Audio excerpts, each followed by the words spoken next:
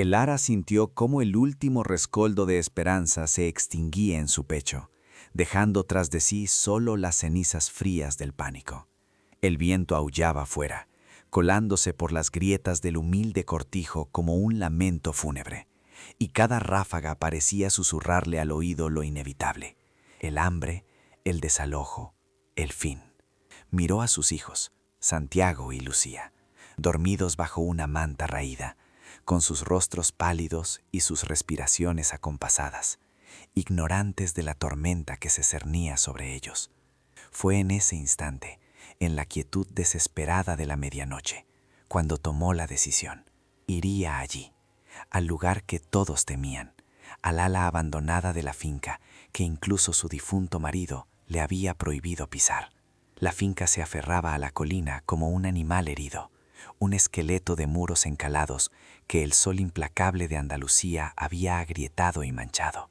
El aire olía a polvo antiguo, a tomillo seco y a la soledad que impregnaba cada terrón de tierra.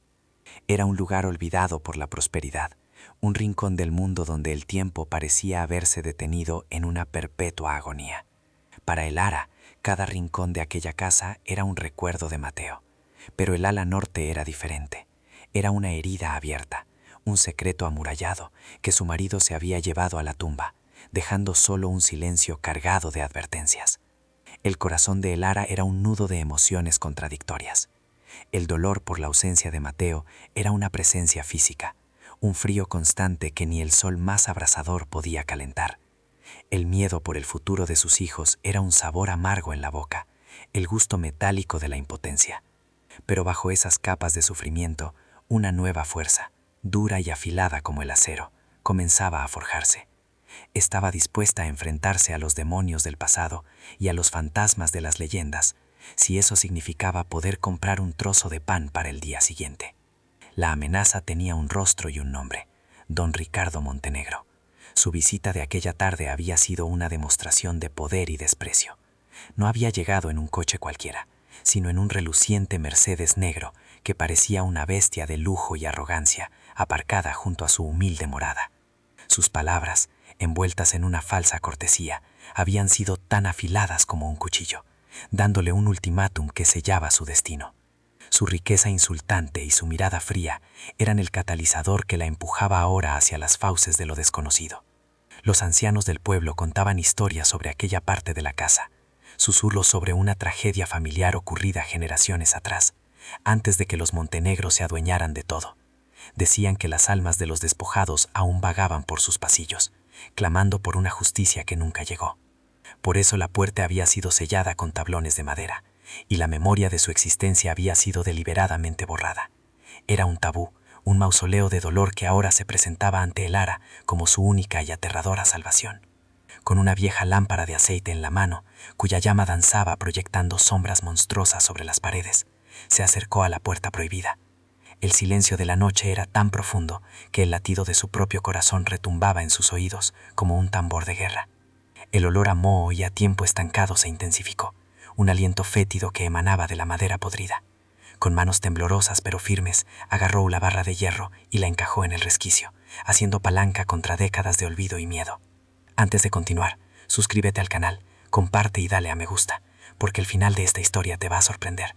Y cuéntame en los comentarios, ¿tendrías el valor de entrar en un lugar maldito si fuera la única esperanza para tus hijos? El crujido de la madera al ceder fue un grito que rasgó la noche. La puerta se abrió con la lentitud de un suspiro agónico, liberando una ráfaga de aire gélido que casi extinguió la llama de su lámpara. El Ara contuvo la respiración, asomándose a una oscuridad tan densa y absoluta que parecía tener peso propio, un abismo que amenazaba con devorarla. Dio un paso vacilante hacia el interior, cruzando el umbral que separaba el mundo de los vivos del eco de los muertos. Mal sabía ella que el verdadero secreto de aquel lugar no eran los fantasmas, sino algo que cambiaría para siempre el destino de su familia. El tiempo para el Ara no era una línea recta, sino un tapiz de sensaciones y recuerdos.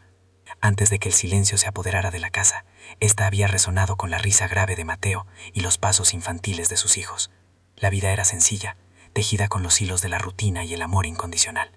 El amanecer caía consigo el olor del café recién hecho y de la tierra húmeda, una promesa de trabajo duro bajo el sol andaluz que doraba los campos de olivos.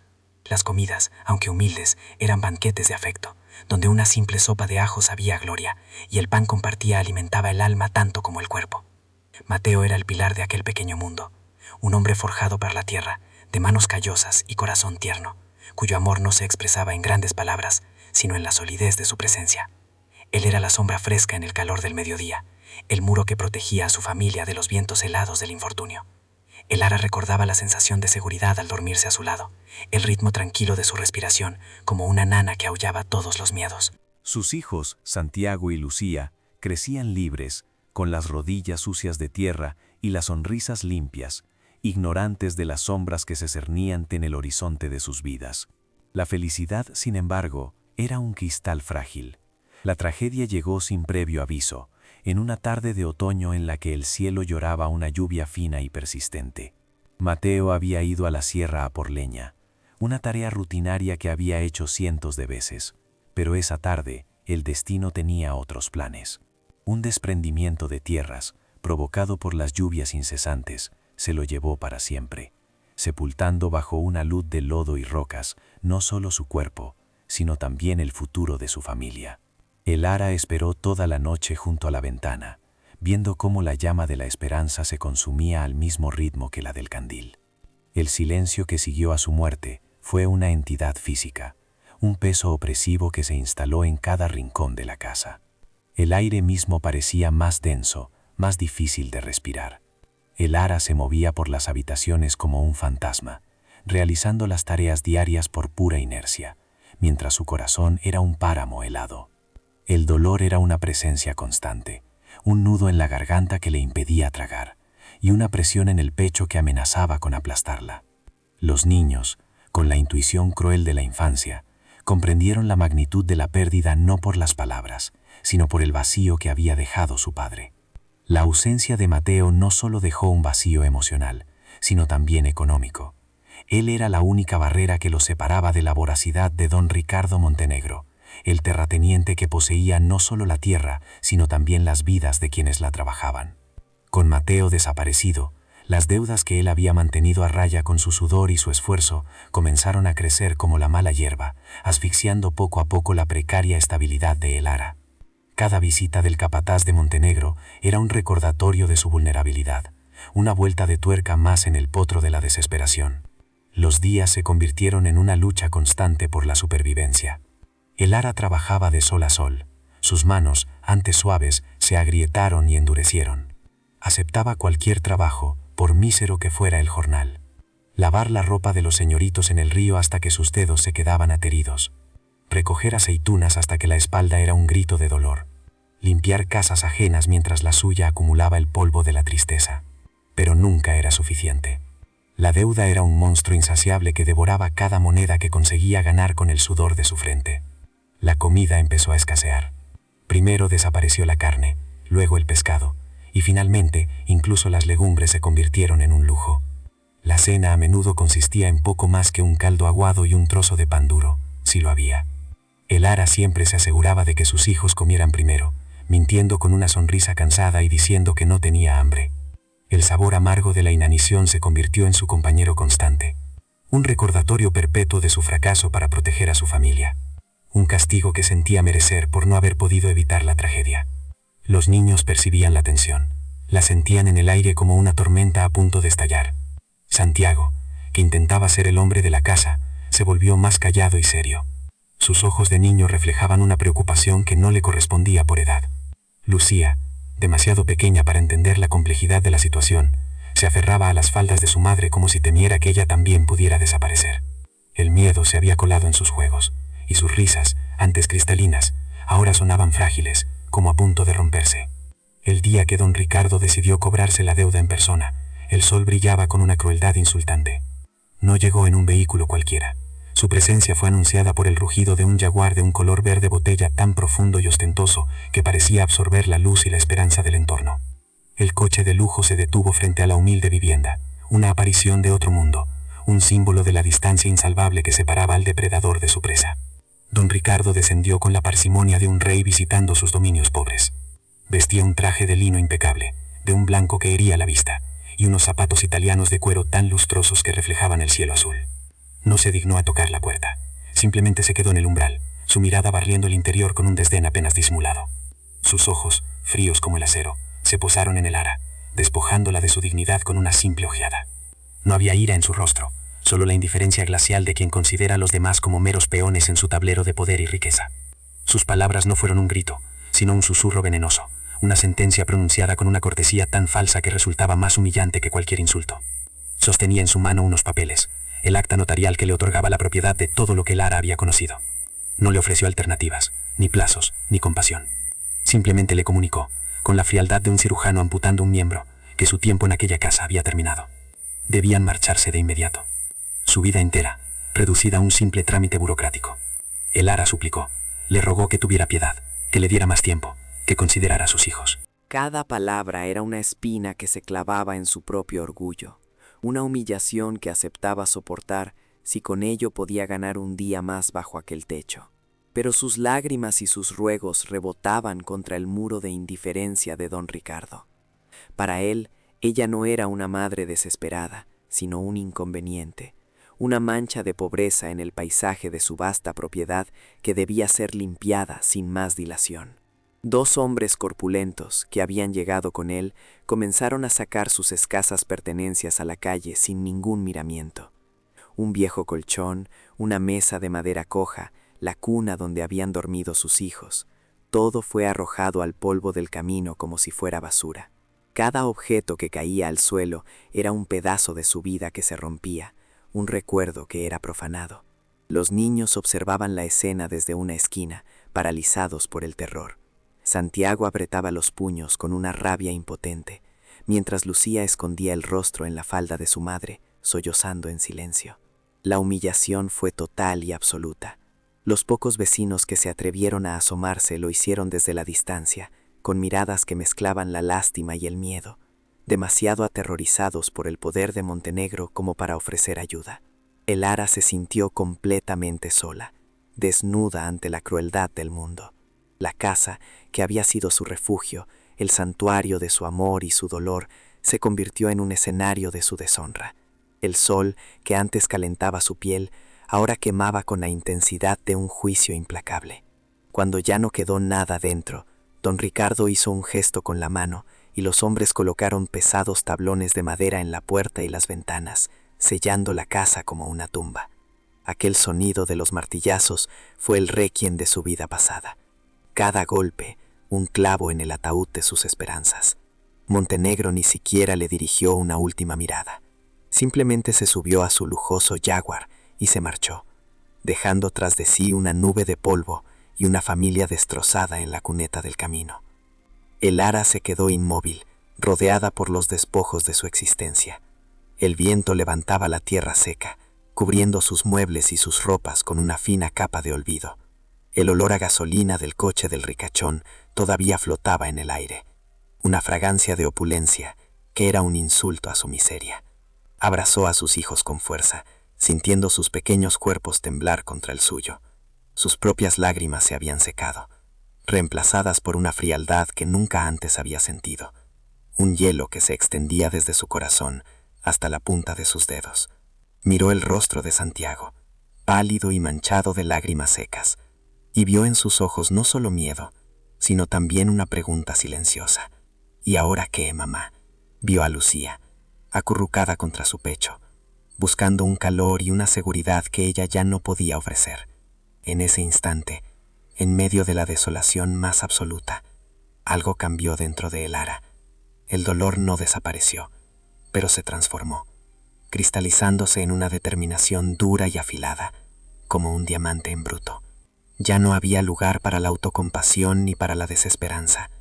La habían despojado de su hogar, de su dignidad y de su pasado, pero no podían arrebatarle el amor por sus hijos. Ese amor, que hasta ahora había sido un refugio, se convirtió en su arma.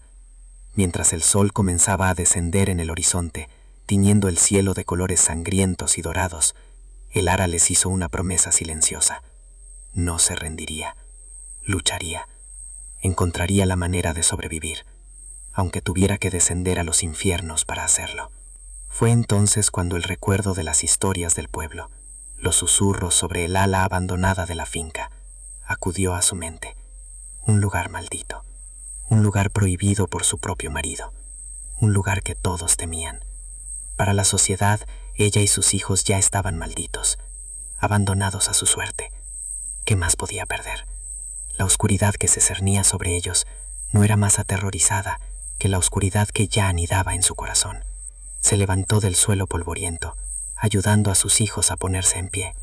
Su figura, recortada contra el crepúsculo, ya no era la de una víctima. Era la silueta de una guerrera que acaba de encontrar su campo de batalla. La caída había sido brutal. La había llevado al fondo del abismo, pero fue allí, en la más profunda oscuridad, donde descubrió que aún le quedaba una última cosa por la que luchar. Y esa noche, bajo un cielo sin estrellas, comenzó su lento y decidido ascenso. El frío de la noche andaluza comenzó a calar en sus huesos, un frío que no solo venía del aire, sino de la más profunda soledad. Recogió la manta raída del suelo, la única que los hombres de Montenegro no habían considerado digna de ser pisoteada, y envolvió con ella a sus hijos.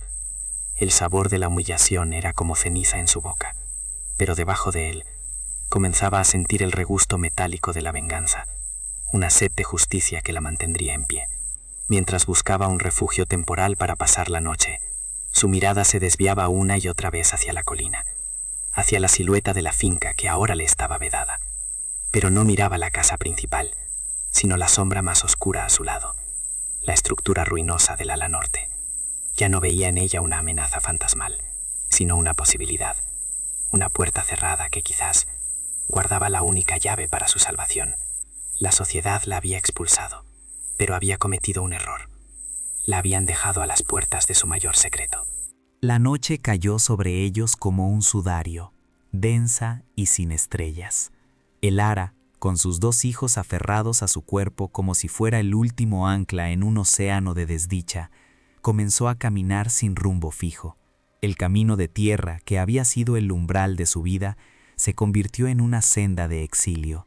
Cada piedra bajo sus pies descalzos era un recordatorio agudo de su nueva condición. Eran parias, espectros errantes en una tierra que ya no les pertenecían, despojados no solo de un techo, sino de su lugar en el mundo. Buscaron refugio en el pueblo, un laberinto de callejuelas encaladas que ahora parecían muros de una prisión invisible. Las puertas que antes se abrían con una sonrisa se cerraron a su paso con un chasquido seco y definitivo. Las ventanas, antes ojos curiosos, se convirtieron en cuencas vacías y ciegas. El miedo a don Ricardo Montenegro era una plaga más temible que la compasión, un veneno que había infectado el alma de la comunidad, convirtiendo a los vecinos en carceleros silenciosos de su propia cobardía. Pasaron la primera noche acurrucados en el hueco de una tapia derruida a las afueras del pueblo. El frío del suelo se filtraba a través de sus ropas delgadas, un abrazo gélido que prometía enfermedad. El ara no durmió. Pasó las horas en vela, escuchando las respiraciones entrecortadas de sus hijos y el aullido del viento que parecía burlarse de su desamparo. El olor a tierra húmeda y a podredumbre se mezclaba con el hedor de su propia desesperación, creando una atmósfera irrespirable de fracaso. El amanecer trajo consigo una luz gris y desvaída que no ofrecía consuelo, solo la cruda evidencia de su miseria. El hambre era ya una presencia física, un nudo doloroso en el estómago de los niños y un sabor amargo y constante en la boca de el ara. Santiago intentaba ser valiente, pero sus ojos, demasiado grandes en su rostro demacrado, delataban el pánico que lo consumía. Lucía lloraba en silencio, un llanto débil y agotado que era más desolador que cualquier grito. Durante el día, el ara mendigó. Suplicó por un trozo de pan, por las sobras de una comida, por un trabajo, por ínfimo que fuera. Pero el estigma de haber sido desahuciada por Montenegro la precedía como una sombra. La gente desviaba la mirada, murmurando excusas, sus gestos teñidos de una lástima inútil que solo servía para ahondar la herida de su humillación. Cada negativa era un golpe, un ladrillo más en el muro de soledad que la rodeaba. La segunda noche fue peor. Una lluvia fina y persistente comenzó a caer. una llovizna helada que empapó sus ropas y su ánimo hasta los huesos. Encontraron cobijo bajo el arco de un viejo puente de piedra, un lugar húmedo y oscuro, donde el eco de las gotas de agua marcaba el compás de su agonía. El sonido del río, crecido y furioso, parecía un rugido que amenazaba con arrastrarlos y poner fin a su sufrimiento de una vez por todas. El ara abrazó a sus hijos con una fuerza desesperada, intentando transmitirles un calor que ella misma ya no poseía. Sentía sus pequeños cuerpos temblar de frío y de hambre, y una rabia impotente, fría y afilada como un cuchillo de hielo, comenzó a crecer en su interior. No era rabia contra Montenegro, ni contra los vecinos, sino contra el destino mismo, contra un Dios que parecía haberse ensañado con su inocente familia. La habían empujado más allá del límite del dolor, al borde mismo del abismo. Fue allí, en la oscuridad más profunda, donde escuchó las voces. Dos jornaleros, buscando también refugio de la lluvia, se detuvieron al otro lado del puente. Hablaban en susurros, pero el eco del arco amplificaba sus palabras. Hablaban del ala norte de la finca, la que ahora pertenecía a Montenegro. La llamaban el Nido del Silencio, un lugar maldito, donde una tragedia antigua había dejado una mancha de dolor que ni el tiempo ni el sol habían podido borrar. Contaban que nadie se atrevía a acercarse, ni siquiera los hombres de Montenegro. Decían que por las noches se oían lamentos, el llanto de un niño perdido, y que una presencia gélida guardaba sus muros en ruinas. Era un lugar olvidado por los vivos y habitado por los muertos, un mausoleo de secretos que todos preferían ignorar. Un lugar donde un hombre, si entraba, corría el riesgo de perder no solo su camino, sino también su alma. Para los jornaleros era una historia de terror para contar junto al fuego. Para el ara fue como si una luz cegadora se encendiera en medio de su noche. Un lugar maldito, un lugar al que todos temían. ¿Y qué eran ellos ahora sino malditos? ¿Qué era su vida sino un infierno? El miedo a los fantasmas y a las leyendas se desvaneció, eclipsado por el terror real y tangible de ver a sus hijos consumirse lentamente ante sus ojos. Un lugar abandonado era un lugar sin dueño, un lugar sin los ojos de Montenegro, un refugio. La idea se arraigó en su mente con la fuerza de una revelación. Era una locura, un acto de desesperación suicida, pero era la única opción que le quedaba. La sociedad de los hombres la había rechazado. Quizás, solo quizás, la sociedad de los fantasmas sería más compasiva. En ese instante, la decisión fue tomada. El miedo no desapareció, pero se transformó en combustible. La esperanza, que creía muerta y enterrada, emitió un último y débil latido. No era la esperanza de encontrar un tesoro, ni de una vida fácil. Era la esperanza primigenia y animal de sobrevivir una noche más, de encontrar un techo, por precario y aterrador que fuera, para proteger a sus cachorros. Se levantó, y el movimiento sorprendió a los jornaleros, que se callaron y se escabulleron en la noche. El ara miró a sus hijos, dormidos en un sueño intranquilo, y su corazón se llenó de una determinación tan vasta y profunda como el oscuro cielo. No lo hacía por ella, lo hacía por ellos, por el derecho a verlos crecer, a escuchar sus risas de nuevo, a devolverles el futuro que les habían robado. Una madre es capaz de caminar sobre el fuego por sus hijos, de enfrentarse a ejércitos, de desafiar a los mismos demonios. El ara iba a desafiar a los fantasmas de una vieja leyenda. Si crees en la fuerza indomable de este amor, ayúdanos a que esta historia llegue más lejos. Tu apoyo es la luz que ilumina nuestro camino, la voz que nos anima a seguir contando estas batallas de coraje y esperanza. Con los primeros y tímidos rayos del alba tiñendo de un violeta pálido el horizonte, el ara despertó a sus hijos con una suavidad que desmentía la tormenta que rugía en su interior. No les explicó los detalles de su plan, no les habló de maldiciones ni de fantasmas. Simplemente les susurró una promesa al oído, una promesa tan antigua como el mundo. Vamos a casa. Y comenzaron a caminar de nuevo, pero esta vez no lo hacían sin rumbo. Cada paso, aunque doloroso y agotado, tenía una dirección. Se alejaban del pueblo que los había repudiado y se dirigían hacia la colina, hacia la silueta imponente de la finca que se recortaba contra el cielo. No iban hacia la puerta principal, sellada con los clavos de la humillación, sino hacia la sombra que se extendía a su lado. Iban hacia el ala norte, hacia el nido del silencio, hacia el corazón de la leyenda. El Ara no sabía qué encontraría tras aquellos muros derruidos, si la muerte o la salvación. Solo sabía una cosa, con una certeza absoluta. Prefería enfrentarse a los espectros del pasado que rendirse al monstruo del presente. Su descenso había terminado. Ahora, con el coraje nacido de la más pura desesperación, comenzaba el ascenso.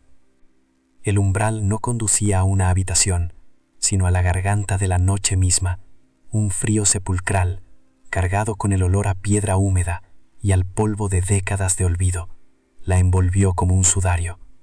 La llama de su lámpara de aceite vaciló, encogiéndose ante la inmensidad de las tinieblas, y por un instante aterrador, el Ara temió que la oscuridad la devorara, borrando su existencia y la de sus hijos para siempre. El silencio era tan profundo y pesado que parecía aplastar sus pulmones, un vacío absoluto, donde ni siquiera el eco de sus propios miedos se atrevía a resonar. Santiago y Lucía se aferraron a sus piernas, sus pequeños cuerpos temblando incontrolablemente, no solo por el frío, sino por un terror primordial que el lugar exudaba como un miasma. El Ara posó una mano en la cabeza de cada uno, un gesto que pretendía ser de consuelo, pero que delataba el temblor de su propia mano. Le susurró palabras de calma que sonaron huecas y frágiles en la vasta negrura, promesas de un refugio que ella misma no estaba segura de poder encontrar en aquel mausoleo de desolación. Su amor por ellos era el único escudo contra la opresiva presencia que parecía habitar cada sombra. A medida que avanzaba, la temblorosa luz de la lámpara revelaba destellos de una grandeza perdida. Se encontraban en un gran salón de entrada, cuyo suelo de baldosas de mármol estaba cubierto por una gruesa alfombra de polvo y escombros.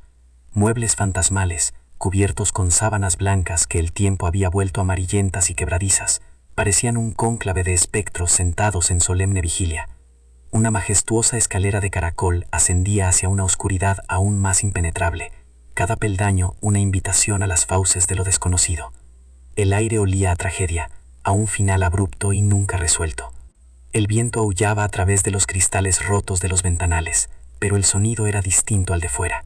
Aquí dentro no era el lamento libre de la naturaleza, sino el gemido torturado de un alma atrapada, una voz que se arrastraba por los pasillos y susurraba historias de dolor en una lengua que solo el corazón podía entender. El Ara sintió un escalofrío que no tenía nada que ver con la temperatura. Era el frío del pesar ajeno, la certeza de que en aquel lugar habían anidado el sufrimiento y la injusticia, mucho antes de que ella llegara. Su primer instinto, el de una madre protegiendo a su camada, fue encontrar un rincón seguro, un nido entre las ruinas. Ignoró el salón principal y las habitaciones más grandes, buscando un espacio pequeño y defendible. Lo encontró al final de un corto pasillo, una antigua sala de costura o un pequeño despacho, con una sola ventana intacta, aunque cubierta de mugre, y una pesada puerta de roble que, aunque sin cerradura, podía ser atrancada desde dentro. Sería allí. Aquella pequeña tumba sería su nuevo hogar, su trinchera contra el mundo. La primera noche fue un descenso a los infiernos de la vigilia, con los niños acurrucados sobre un montón de viejas cortinas que había arrancado de las paredes. El Ara se sentó de espaldas a la puerta atrancada, con la barra de hierro en su regazo. No durmió ni un segundo. Cada crujido de la madera vieja era el paso de un intruso, cada silbido del viento era un susurro amenazante. Escuchaba la respiración de sus hijos, un sonido frágil en la inmensidad del silencio, y se juró a sí misma que verían el amanecer. La luz del día, cuando finalmente llegó, no fue un alivio, sino una revelación brutal. Filtrándose a través de la suciedad de la ventana, una luz gris y enfermiza iluminó la verdadera magnitud del abandono. Las paredes estaban cubiertas de manchas de humedad que parecían mapas de continentes de tristeza. Telarañas tan gruesas como el algodón colgaban de las vigas del techo, y el suelo estaba cubierto de una capa de suciedad y excrementos de roedores. La tarea que tenía por delante no era de limpieza, sino de resurrección. El trabajo comenzó con una furia silenciosa. El ara se movía con una energía nacida de la más pura desesperación, arrancando, barriendo, fregando con sus propias manos y trozos de su falda. Sus dedos, ya curtidos por el trabajo del campo, se abrieron en nuevas heridas, pero ella no sentía el dolor. Cada gesto era un acto de desafío, una declaración de guerra contra la decadencia. Estaba reclamando aquel espacio, no con un título de propiedad, sino con el sudor de su cuerpo y la indomable fuerza de su voluntad. El segundo día, un descubrimiento vital avivó una chispa de esperanza. En una pequeña despensa contigua, oculta tras una pila de muebles rotos, encontró una bomba de agua manual. Estaba oxidada y rígida, pero tras horas de esfuerzo, tirando de la palanca con todo el peso de su cuerpo, un hilo de agua oscura y ferrosa comenzó a brotar, aclarándose poco a poco. El agua sabía a tierra y olvido, pero era agua, era vida. Lloró de puro alivio, bebiendo de sus manos ahuecadas. La comida era una obsesión constante, un fantasma que se sentaba a su mesa imaginaria. El ara se aventuraba al amanecer en el jardín asilvestrado que rodeaba el ala norte. Era una jungla de zarzas y malas hierbas, pero su conocimiento de la tierra le permitió encontrar tesoros ocultos. Un viejo peral que aún daba frutos pequeños y duros, matas de hierbas aromáticas que habían sobrevivido al abandono, y, bajo un montón de hojas, unas cuantas patatas olvidadas. No era un banquete, pero era suficiente para acallar los retortijones de hambre de sus hijos. Los días se fundieron en una rutina de supervivencia. Las mañanas se dedicaban a la limpieza y al fortalecimiento de su refugio, las tardes a la búsqueda de comida y leña en el jardín y el pequeño bosquecillo cercano. Las noches eran para el miedo y la vigilia. El ara había adelgazado hasta quedarse en los huesos, su rostro era un mapa de agotamiento, pero sus ojos, antes nublados por el dolor, ahora ardían con una intensidad feroz, la llama de una loba defendiendo su guarida. Los niños, con esa capacidad de adaptación casi milagrosa de la infancia, encontraron su lugar en aquel mundo en ruinas. Santiago, asumiendo un papel de hombrecito que le rompía el corazón a el ara, la ayudaba en las tareas más sencillas, su rostro infantil siempre serio y concentrado. Lucía, por su parte, había convertido las sombras y los muebles rotos en un castillo encantado, susurrando a muñecas invisibles y encontrando belleza en los fragmentos de un jarrón de porcelana roto. Sus risas ocasionales eran como flores brotando entre las grietas del hormigón. Poco a poco, el espacio que habitaba comenzó a transformarse. La pequeña habitación ya no era una tumba, sino un nido. El ara había conseguido limpiar el hollín de la pequeña chimenea de piedra, y por las noches un fuego humilde mantenía a raya el frío y las sombras más profundas. El olor a moho retrocedía ante el aroma del humo de leña y de las hierbas que el ara quemaba para purificar el aire. Era un hogar nacido de las cenizas, frágil y precario, pero era suyo. El punto de inflexión llegó en una tarde gris mientras la lluvia golpeaba los cristales. El ara intentaba asegurar una de las piedras del hogar de la chimenea que estaba suelta y representaba un peligro. Temía que pudiera caer y herir a los niños. Mientras la empujaba para encajarla, sus dedos notaron que no se movía como debería. No era el roce de piedra contra mortero, sino un sonido hueco, un eco sordo que vibró a través de su brazo. Su corazón, que había aprendido a latir al ritmo lento de la supervivencia, se desbocó de repente. Se arrodilló, olvidando el frío del suelo, y golpeó la piedra con los nudillos. El sonido fue inconfundible, hueco. No era una alucinación. Detrás de aquella piedra había un vacío. El miedo y la curiosidad libraron una batalla vertiginosa en su interior.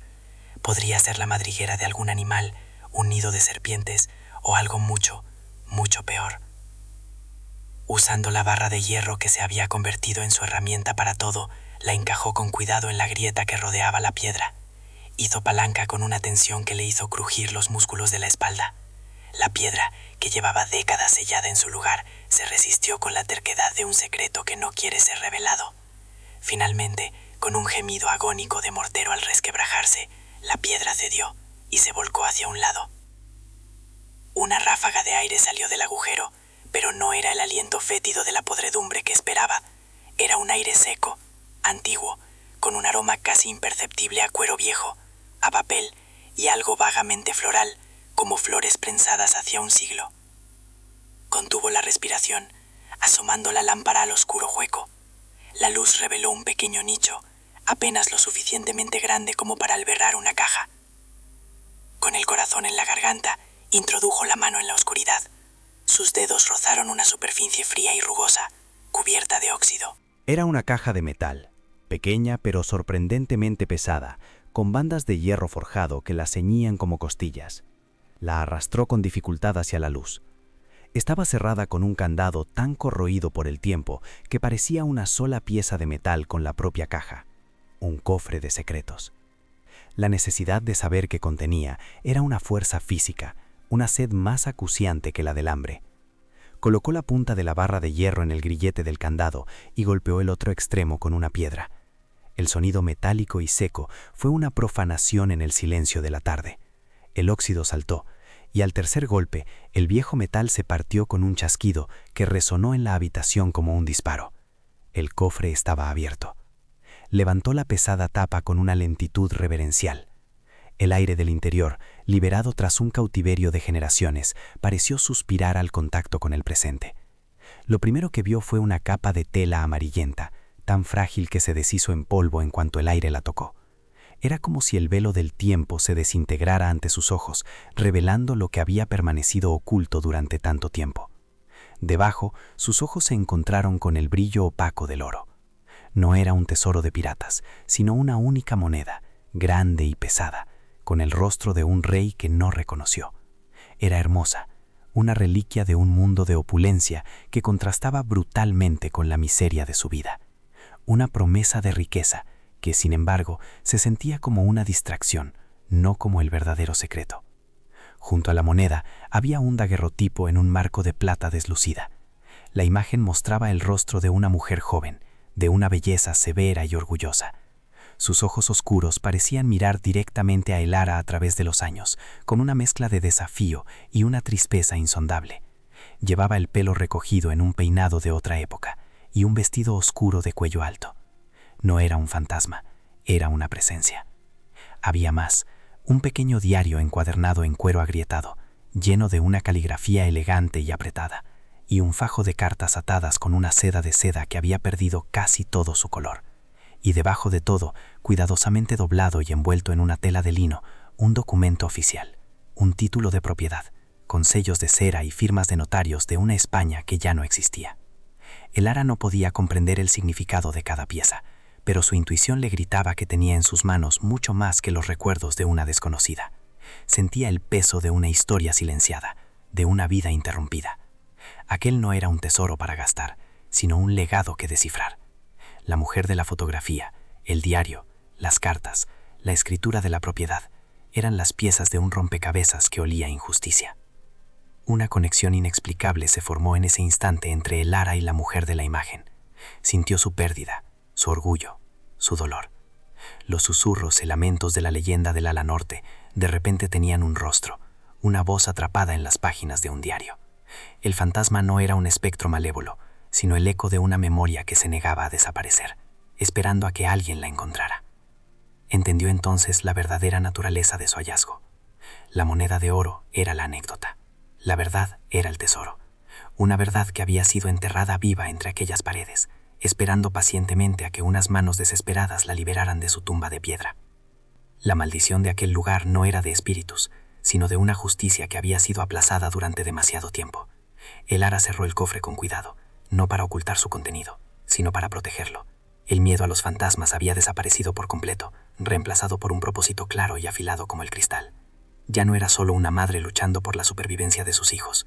Se había convertido, sin saberlo, en la heredera de una causa, en la guardiana de una verdad que tenía el poder de sacudir los cimientos del mundo de don Ricardo Montenegro. En la más profunda oscuridad, había encontrado su arma más poderosa, la luz del pasado. El silencio de los muertos es profundo, pero el susurro de los vivos es traicionero y viaja más rápido que el viento. Alguien, Quizás uno de aquellos jornaleros que se resguardaron de la lluvia bajo el puente, o tal vez un pastor que vio una luz titilante en la ventana prohibida, dejó escapar una palabra, y esa palabra, pequeña y afilada, rodó cuesta abajo por las callejuelas del pueblo, creciendo con cada boca que la repetía, transformándose en una bola de nieve de codicia y fantasía. La viuda loca, decían, había encontrado el tesoro perdido de los antiguos dueños. Oro, joyas, una fortuna escondida para burlar la guerra y el olvido. El veneno del rumor lo tardó en llegar a los oídos que más importaban. Don Ricardo Montenegro escuchó la historia no con incredulidad, sino con una certeza inmediata y furiosa. La codicia era la única lengua que su alma entendía, y la posibilidad de que un tesoro yaciese bajo sus propias narices, descubierto por la mujer a la que había humillado y despojado, era una afrenta personal, una burla del destino a su omnipotencia. El tesoro, fuera cual fuera, le pertenecía por derecho de conquista, y no iba a permitir que una miserable viuda se lo arrebatara. La respuesta de Montenegro no fue sutil, no llegó solo, ni en la discreción de la noche. Se presentó a plena luz del día, en una caravana de arrogancia motorizada.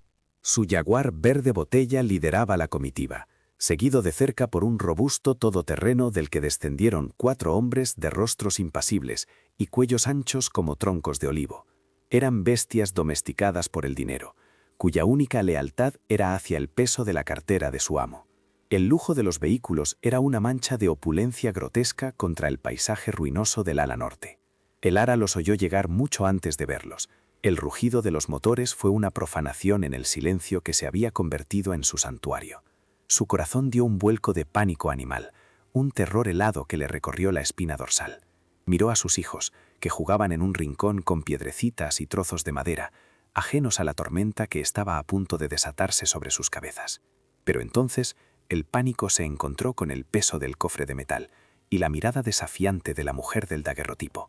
El miedo no se fue, pero se arrodilló ante la determinación. Se puso en pie, alizándose la falda raída con un gesto que era casi de dignidad regia. No corrió a atrancar la puerta, no se escondió, esperó. Cuando don Ricardo y su séquito llegaron al umbral de la habitación que ella había convertido en su hogar, la encontraron de pie en el centro, con la espalda recta y una calma que los descolocó por un instante. La luz que entraba por la ventana sucia iluminaba su rostro demacrado, pero en sus ojos ya no había súplica, sino el fuego frío de una fragua. Don Ricardo fue el primero en romper el silencio, su voz cargada de un desprecio burlón. Sus ojos, acostumbrados al brillo del oro y de las joyas de Cartier que adornaban sus muñecas, barrieron la miserable estancia con repugnancia, buscando el origen del rumor. No veía más que pobreza, polvo y la obstinada presencia de aquella mujer que se negaba a desaparecer. No podía concebir que algo de valor pudiera existir en un entorno tan sórdido, a menos que estuviera oculto bajo tierra. Así que las ratas han encontrado un nuevo agujero donde esconderse, siseó, avanzando un paso. El olor de su costosa colonia, una fragancia de cítricos y maderas nobles, invadió el aire viciado de la habitación, un perfume de depredador marcando su territorio. He oído historias interesantes, Elara, cuentos de hadas sobre tesoros encontrados. Espero que estés dispuesta a compartir tu buena fortuna con tu legítimo dueño. Elara no retrocedió, sostuvo su mirada sin pestañear, y cuando habló, su voz no era el susurro quebrado que él recordaba, sino un instrumento afinado, de un timbre bajo y firme que resonó contra las paredes de piedra. No había miedo en ella, solo un cansancio infinito y una fuerza recién descubierta que emanaba de las profundidades de la tierra que pisaba. Era la voz de alguien que ya no tenía nada que perder, y por tanto era invencible. El único tesoro que hay en esta casa, don Ricardo, es la verdad, dijo ella, con una calma que lo enfureció más que cualquier grito. Y es un tesoro que no se puede comprar con todo el dinero que guarda en sus bancos suizos, ni robar con todos los matones que trae a sueldo. Una risa seca y desagradable escapó de los labios de Montenegro. Hizo un gesto a sus hombres, una orden silenciosa para que flanquearan la entrada, cortando cualquier posible vía de escape. La tensión en la pequeña habitación se volvió irrespirable, una mezcla de hedora amenaza física y la opresión de una voluntad contra otra. Santiago dejó de jugar y corrió a esconderse tras las faldas de su madre, mientras Lucía comenzaba a sollozar en silencio. «No me vengas con poesías baratas, mujer», espetó Montenegro, perdiendo la paciencia. El brillo de la codicia en sus ojos era casi febril. «Sé que has encontrado algo. Los Montenegro tenemos un sexto sentido para el oro. Dámelo por las buenas, y quizás te deje marchar con tus mocosos. De lo contrario, mis hombres pondrán este lugar patas arriba, piedra por piedra. y te aseguro que no serán delicados. La amenaza directa contra sus hijos fue la chispa que encendió la pólvora. La calma de Elara se resquebrajó, pero no para dar paso al miedo, sino a una ira justa y helada. Dio un paso adelante, un movimiento tan inesperado que incluso los corpulentos matones se sorprendieron. Ahora era ella la que invadía el espacio personal del terrateniente, obligándolo a él a dar un sutil paso hacia atrás. «Usted no tocará ni una sola piedra de esta casa», declaró, y cada palabra era un martillazo. «Porque esta casa no le pertenece, nunca le ha pertenecido. Usted es un ladrón, don Ricardo, un ladrón que viste con trajes de Armani y conduce coches de lujo, pero un ladrón al fin y al cabo, y su padre lo fue antes que usted». El rostro de Montenegro pasó del rojo de la ira al blanco pálido de la conmoción. La acusación era tan directa, tan impensable, que lo dejó sin palabras por un instante. ¿Cómo osaba aquella miserable campesina? ¿De dónde sacaba esa locura, esa audacia suicida? Miró a sus hombres, buscando reafirmar su autoridad, pero incluso ellos parecían desconcertados por el giro de los acontecimientos. «Estás loca», logró articular finalmente, su voz un siseo venenoso. «Registrad la habitación, encontrad la caja». Dos de los hombres dieron un paso al frente, sus intenciones brutalmente claras. Pero Elara no se movió, simplemente levantó una mano y en ella sostenía el viejo daguerrotipo, con el marco de plata. Se lo mostró a Montenegro, acercándolo a su rostro para que no pudiera evitar la mirada de la mujer de la fotografía. «¿La reconoce?», preguntó Elara, su voz ahora un susurro cargado de historia. Su nombre era Isabel Alarcón. Esta era su casa. Este era su hogar. Vivía aquí con su marido y su hijo, hasta que la codicia de su padre, aprovechando el caos de la guerra, los hizo desaparecer. No con violencia, no, con algo mucho más cruel, con el silencio de un papel falso y el peso de un poder injusto. Montenegro apartó la vista de la fotografía como si quemara. Un tic nervioso apareció en su párpado. Conocía fragmentos de esa historia, susurros oscuros que su padre había acallado con dinero y amenazas. Había elegido creer que eran leyendas, invenciones de los envidiosos. Ver el rostro de aquella mujer, sostenido por la mano de Elara, era como ver a un fantasma materializarse a plena luz del día. «Son mentiras, calumnias de una mujer desesperada», gritó, pero su voz carecía de la convicción de antes. El castillo de su arrogancia comenzaba a mostrar grietas. «Son mentiras», repitió Elara, y ahora había un matiz de lástima en su voz.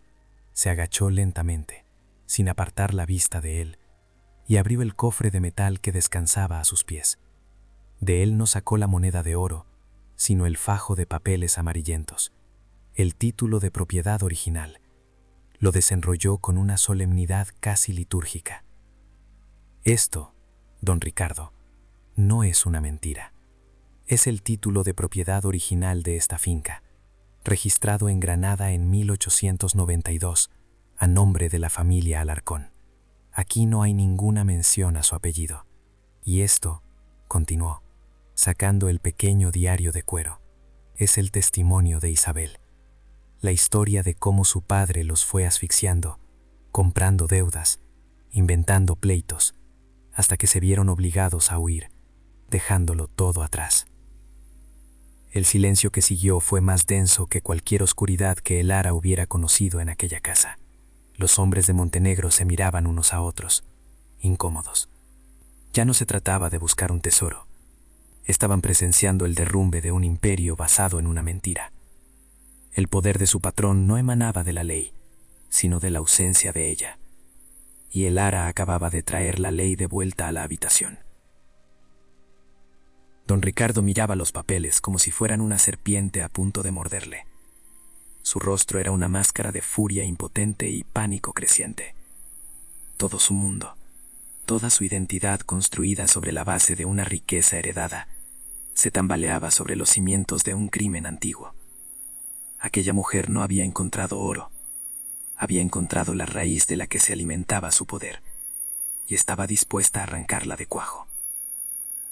«Esos papeles son falsos», masculló, pero la frase sonó hueca, desesperada. Era la última defensa de un rey cuyo trono se estaba desmoronando bajo sus pies. «Llévelos a sus abogados», le retó el Ara, extendiendo los documentos hacia él. «Llévelos ante un juez.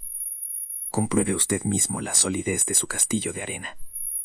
Pero mientras lo hace, saldrá de esta casa, usted y sus perros guardianes, porque están pisando propiedad privada, mi propiedad». La palabra resonó en el aire. Mi. No lo decía como una nueva dueña, sino como la guardiana de una justicia largamente postergada. Se había convertido en la heredera no de la tierra, sino del deber de restituirla. El legado de Isabel Alarcón y el silencio silencioso de Mateo habían encontrado por fin su voz y su campeona. Montenegro lo miró, y por primera vez el Ara no vio en sus ojos desprecio ni arrogancia, sino algo que nunca había esperado ver: miedo, un miedo puro y desnudo. El miedo del tirano que acaba de descubrir que su corona está hecha de cartón y su cetro es de cristal. Se dio la vuelta bruscamente, sin decir una palabra más. Un gesto seco de su cabeza fue suficiente para que sus hombres, visiblemente aliviados de no tener que ejercer la violencia en un terreno tan incierto, lo siguieran hacia la salida. Sus pasos, que habían sonado tan firmes y arrogantes al entrar, ahora parecían apresurados, casi una huida. El Ara se quedó sola en la habitación, con sus hijos todavía aferrados a ella. El rugido de los motores se alejó, devolviendo el ala norte a su silencio secular. Pero ya no era un silencio de abandono y de muerte. Era un silencio expectante, el silencio que precede al amanecer. Sostuvo los viejos papeles contra su pecho, sintiendo el latido de su propio corazón, fuerte y constante.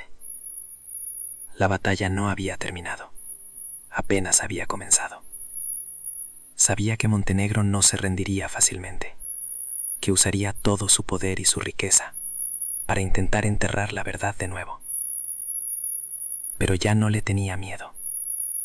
Había descendido a los infiernos y había regresado, no con las manos vacías, sino armada con la única arma capaz de derrotar a los monstruos: la luz. Y mientras el sol de la tarde entraba por la ventana, proyectando largas sombras en el suelo, el Ara supo con una certeza absoluta que por primera vez en mucho tiempo la justicia estaba de su lado. La partida de don Ricardo no trajo la paz, sino una quietud tensa, el silencio que precede a la verdadera batalla. El Ara permaneció inmóvil durante largos minutos, escuchando el latido de su propio corazón, que ahora martillaba a un ritmo de guerra. Sostenía los viejos documentos contra su pecho, sintiendo el peso no del papel, sino de la vida de Isabel Alarcón, una existencia entera de injusticia que le había sido legada. Sabía que la retirada de Montenegro era solo una tregua táctica. Un animal herido es más peligroso, y ella acababa de herir el orgullo y los cimientos de un depredador. Comprendió con una claridad meridiana que presentar aquellos papeles ante un juez local sería un suicidio. El poder de Montenegro no residía en la verdad, sino en una red de favores, miedos y deudas que se extendía como las raíces de un árbol venenoso por toda la comarca. Sus tentáculos llegaban a los juzgados, al ayuntamiento, a la Guardia Civil.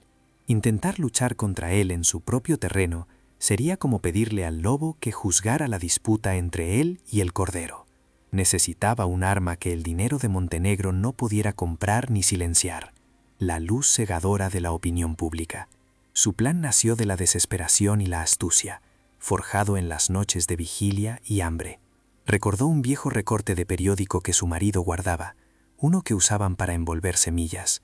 Hablaba de un joven periodista de Granada, un tal Javier Ríos, que había escrito un artículo apasionado sobre los pueblos olvidados de Andalucía y las historias silenciadas por los poderosos.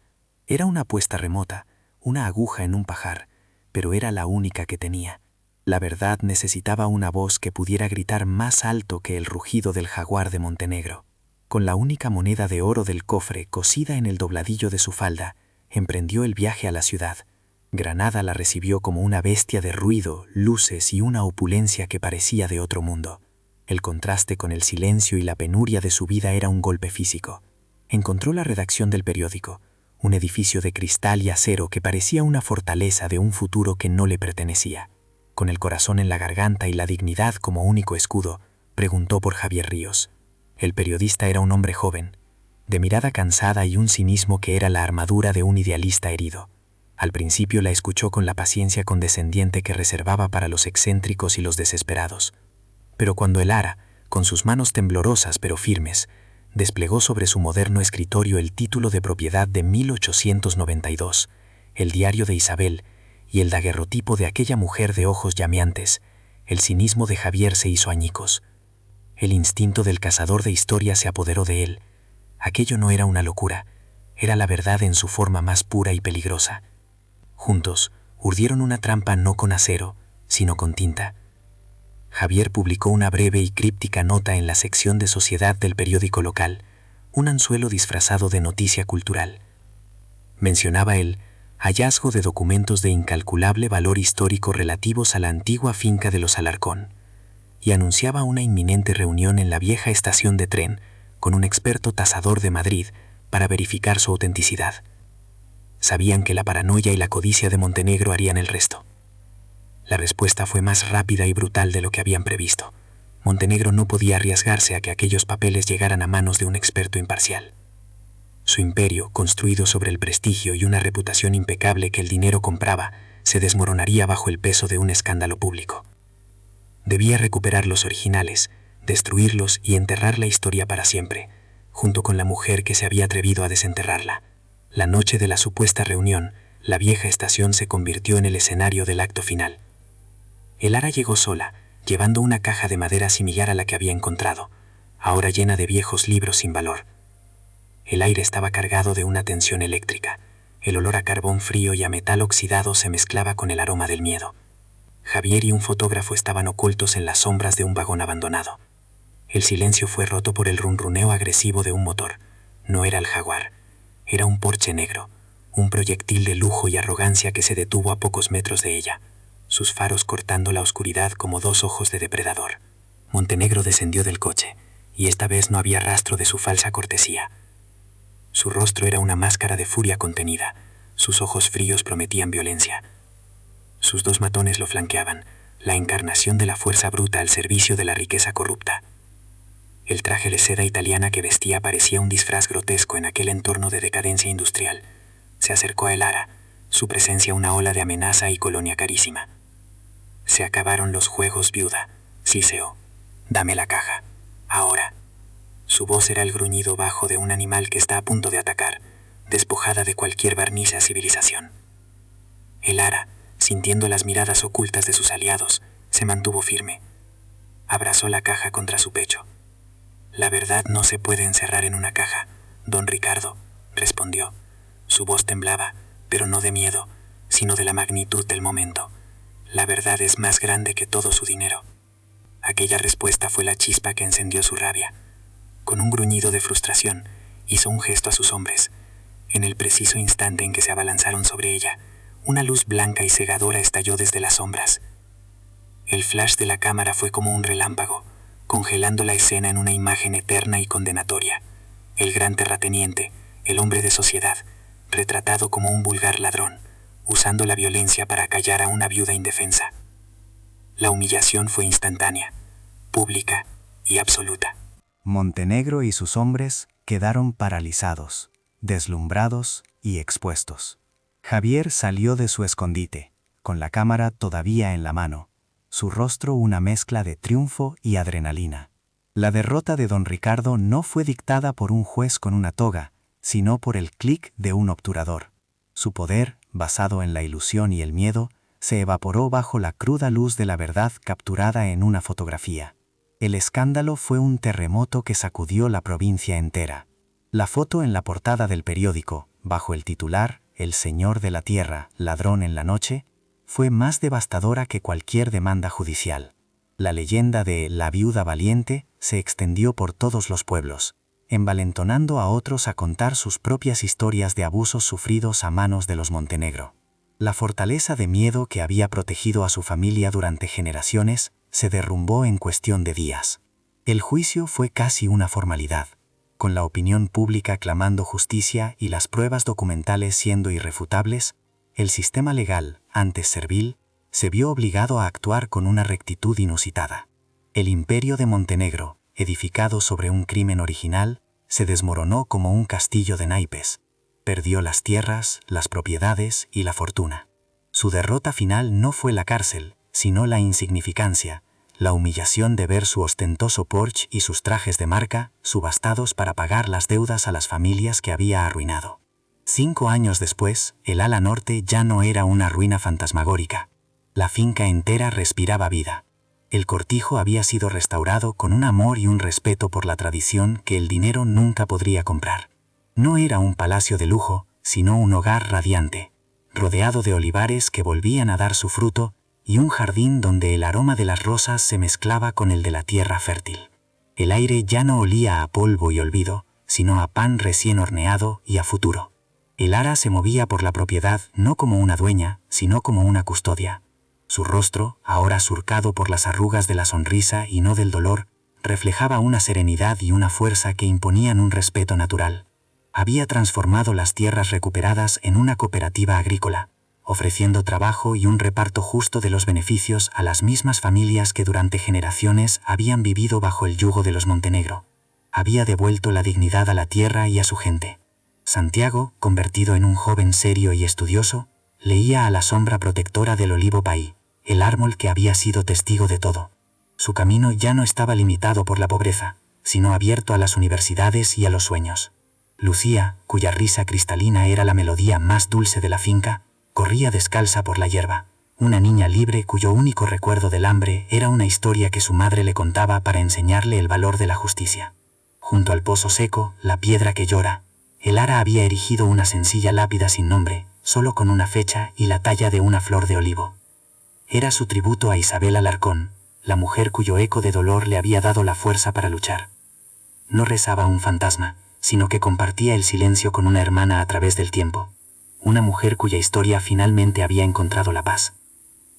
Al atardecer, el ara contemplaba el sol teñir de oro las colinas que ahora le pertenecían por derecho y por justicia.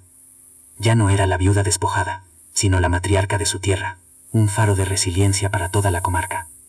Había aprendido que el tesoro más grande no se encuentra bajo el suelo, sino en la fuerza indomable del espíritu humano, cuando lucha por lo que es justo. La semilla de la aurora, plantada por Mateo y regada por sus lágrimas, había florecido en un campo de esperanza. Así, la historia de el ara llega a su fin, pero su eco resuena mucho más allá de las colinas de Andalucía.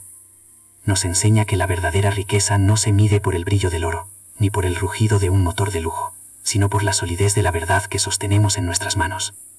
Don Ricardo Montenegro poseía el mundo, pero su alma era un páramo estéril, pues su fortuna estaba cimentada sobre el olvido y la injusticia. Era un rey de cenizas, cuyo trono se desmoronó al primer soplo de la verdad. El ara, en cambio, no poseía nada más que el amor por sus hijos y una desesperación que la empujó a mirar donde nadie más se atrevía. No buscaba un tesoro para enriquecerse, sino un refugio para sobrevivir. Y en esa búsqueda, encontró algo infinitamente más valioso. La llave que no abría cofres, sino que liberaba la memoria de la tierra. Descubrió que el lugar más maldito no era el que albergaba fantasmas, sino aquel donde la justicia había sido enterrada viva durante demasiado tiempo. Su viaje nos recuerda que a menudo los mayores tesoros no están ocultos bajo tierra, sino en las historias que nos negamos a escuchar, en los legados que otros intentaron borrar. El conocimiento que el ara desenterraba era un arma que ningún ejército podría doblegar, ni ninguna fortuna podría comprar. Se convirtió en la voz de los silenciados, en la guardiana de una herencia que no era de tierra ni de dinero, sino de dignidad. La fuerza de una madre, nacida de la necesidad de proteger a sus cachorros, demostró ser más poderosa que la codicia de un imperio. El ara no venció a Montenegro con violencia ni con engaños, sino con la luz implacable de los hechos. Le demostró al mundo que un castillo de mentiras, por muy alto y ostentoso que sea, siempre tendrá cimientos de arena, listos para derrumbarse ante la marea de la justicia. Cada uno de nosotros se enfrenta a sus propias alas abandonadas, a esos lugares oscuros y temidos en nuestro interior o en nuestro camino que preferiríamos evitar. La historia de Elara es un faro que nos guía en esa oscuridad, recordándonos que es precisamente en esos rincones olvidados donde a menudo reside la clave de nuestra propia liberación y la fuerza que no sabíamos que poseíamos. El legado de Elara no fue la finca restaurada ni la cooperativa próspera. Su verdadero legado fue la prueba viviente de que una sola persona, armada con la verdad y motivada por el amor, puede devolver el equilibrio al mundo, puede hacer que la tierra vuelva a cantar y que las futuras generaciones crezcan libres de las sombras del pasado, sabiendo que la justicia, aunque a veces tarda, siempre encuentra el camino de vuelta a casa. Al final, la sombra del olivo no era un lugar de oscuridad, sino de refugio. La piedra no lloraba de tristeza, sino que sudaba la verdad contenida. Y la semilla de la aurora, plantada por un hombre silencioso y cultivada por una mujer valiente, floreció para demostrar que la esperanza es la cosecha más resistente de todas, capaz de crecer incluso en la tierra más árida. Si esta historia ha tocado tu corazón, te invito a suscribirte a nuestro canal, a darle a me gusta y a compartirla para que la luz de Elara llegue más lejos. Tu apoyo es el viento que impulsa nuestras velas. Cuéntanos en los comentarios qué lección te llevas de este viaje. Queremos leer tu historia.